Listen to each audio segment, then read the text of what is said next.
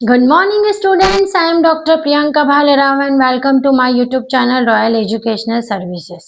मेरे इस YouTube channel में इंजीनियरिंग मैथमेटिक्स से जुड़ी हर प्रॉब्लम का सॉल्यूशन मिलेगा, साथ ही साथ अदर फील्ड में यूज होने वाले मैथ्स के भी मैं वीडियोस अपलोड करती रहूंगी। जैसे कि हम linear differential equation of order first पर ही डिस्कस कर रहे हैं। लास्ट लेक्चर में मैंने आपको उसका वर्किंग रूल भी बताया था और वो एक और उसका सॉल्व करके क्वेश्चंस भी समझाया था। आज हम एक और क्वेश्चन लेके आए हैं इसका। Solve 1 plus x square d y by d x plus 2 x y minus 4 x square equals to 0। ठीक है, ये एक क्वेश्चन हमको देखे रखा है। ठीक है, हमको इस इक्वेशन को सॉल्व करना है।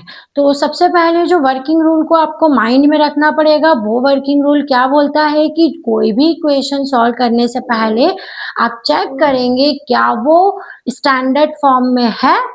यदि है तो आप आगे प्रोसीड करेंगे, यदि नहीं है तो सबसे पहले उस इक्वेशन को हम क्या करेंगे, स्टैंडर्ड फॉर्म में कन्वर्ट कर देंगे। ठीक है, तो हमारा जो क्वेश्चन हम जब सॉल्व करेंगे तो सबसे पहले हम लिखेंगे we know that standard form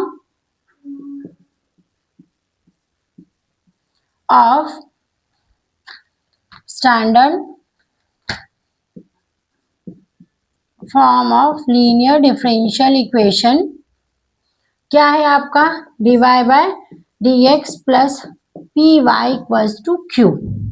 सबसे पहले आप ये स्टैंडर्ड फॉर्म लिख लेंगे। उसके बाद में हम क्या करेंगे, इस इक्वेशन को देखेंगे क्या ये स्टैंडर्ड फॉर्म में है। यहाँ तो ये नहीं दिख रही है स्टैंडर्ड फॉर्म में, क्योंकि यहाँ पर क्या है, इसका कोफिशिएंट 1 है और यहाँ पर क्या है, d y by d x के आगे 1 प्लस एक्स स्क्वायर। तो हमें क्या करना पड़ेगा, इसको स्टैंडर्ड फॉर्म में कन्वर्ट करना पड़ेगा। उसके लिए हमको क्या करना पड़ेगा, जो गिवन इक्वेशन है वहां से ये हटना पड़ेगा और ये हटाने के लिए हम पूरी इक्वेशन को क्या करते हैं, 1 प्लस एक्स स्क्वायर से डिवाइड कर देते हैं। जब आप इससे डिवाइड करोगे ना तो ऑटोमेटिक ये चीज आपकी कट जाएगी। ठीक है, हम यहाँ लिखते हैं divide given equation by 1 plus x square to convert it into standard form. ठीक है, इससे इसको डिवाइड कर देंगे ताकि ये स्टैंडर्ड फॉर्म में कन्वर्ट हो जाए। जब आप इसको डिवाइड करेंगे तो देखिए 1 प्लस एक्स स्क्वायर से 1 प्लस एक्स स्क्वायर तो ये कट जाएगा आपका, ये d y by d x plus 2 x y upon में 1 plus x square minus 4 x square upon में 1 plus x square equals to 0। तो ये आपका कट गया। ये क्या बचेगा यहाँ पर, d y by d x plus 2 x y upon में 1 plus x square minus 4 x square upon में 1 plus x square equals to 0। अब ये इक्वेशन आपकी स्टैंडर्ड फॉर्म जैसी हो गई है। ठीक है, अब हम क्या करते हैं, जब ये स्टैंडर्ड फॉर्म में कन्वर्ट हो जाती है तो पी और क्यू की वैल्यू निकालते हैं। तो हम यहाँ लिखेंगे here P is equals to, यहाँ पर P की वैल्यू कितनी दिख रही है आपको, ये ठीक है, P की वैल्यू देके रखी 2x अपॉन में 1 प्लस एक्स स्क्वायर होगी और Q की वैल्यू कितनी होगी, यहाँ से Q की वैल्यू हमारे पास में ये वाली होगी। ठीक है, तो ये आपकी Q की वैल्यू हो गई। Q की वैल्यू निकलेगी माइनस 4x स्क्वायर अपॉन में 1 प्लस एक्स स्क्वायर। तो ये P और Q की मैंने वैल्यू निकाल ली यहाँ से। अब क्या निकालते हैं, जब P और Q की वैल्यू आ जाती है तो इंटीग्रेटिंग फैक्टर फाइंड करते हैं। तो हम IF का फॉर्मूला लगाते हैं।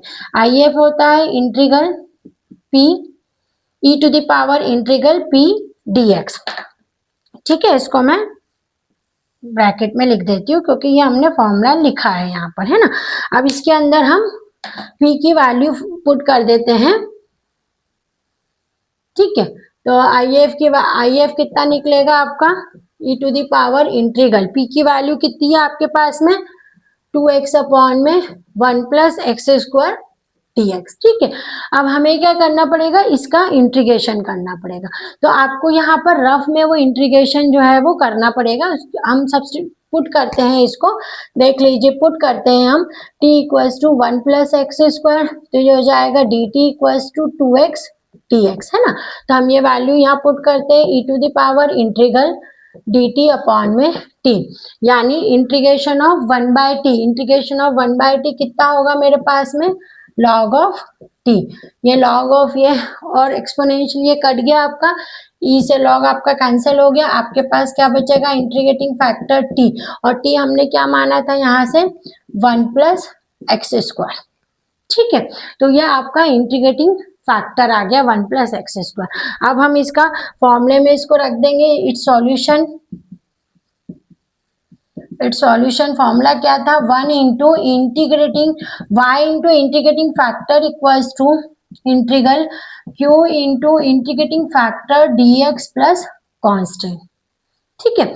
अब इसकी वैल्यू मैं यहाँ रख दूंगी, y इंटू आई एफ की वैल्यू कितनी आ गई मेरे पास में 1 plus x square equals to integral q की वैल्यू कितनी है हमारे पास में, ये माइनस 4x स्क्वायर अपॉन में 1 प्लस एक्स स्क्वायर, और इंटू में क्या है इंटीग्रेटिंग फैक्टर, तो ये कितना है 1 प्लस एक्स स्क्वायर, है ना, और dx प्लस कांस्टेंट, तो ये और ये आपस में कैंसिल हो गया, यहाँ क्या बचेगा y into 1 plus x square equals to minus 4 भी आप बाहर ले लेंगे इंटीग्रेशन से x square dx plus c, तो y into 1 plus x square integration of x square कितना होता है, तो आपको यहाँ बताना पड़ेगा कि आपने किस फॉर्मूले से लगाया, पावर वाला जो इंटीग्रेशन का फॉर्मूला होता है, integration of x to the power n dx वो होता है x to the power n plus 1 upon में n प्लस 1। मैं आपको बार बार बोल रही हूँ कि जब भी आप मैथमेटिक्स में कोई भी फॉर्मूला या कोई स्टैंडर्ड इक्वेशन यूज करते हैं ना, तो उसको आपको वहाँ मेंशन करना पड़ेगा, ठीक है। आपको डायरेक्ट क्वेश्चन नहीं सॉल्व करने, आपने यहाँ मेंशन करा कि आपने इसको पावर फॉर्मूले से इंटीग्रेट किया, ये क्या बोलता है कि इसमें +1 ऊपर होता है और नीचे होता है, तो ये कितना हो जाएगा x की पावर 3 अपॉन में 3, मतलब -4 एक्स क्यूब बाय 3 प्लस में आपका कांस्टेंट, तो ये आपका क्या हो गया है, इस इक्वेशन का सॉल्यूशन हो गया है, ठीक है।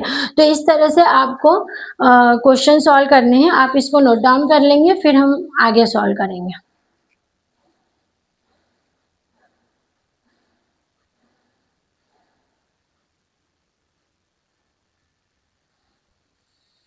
Thank you.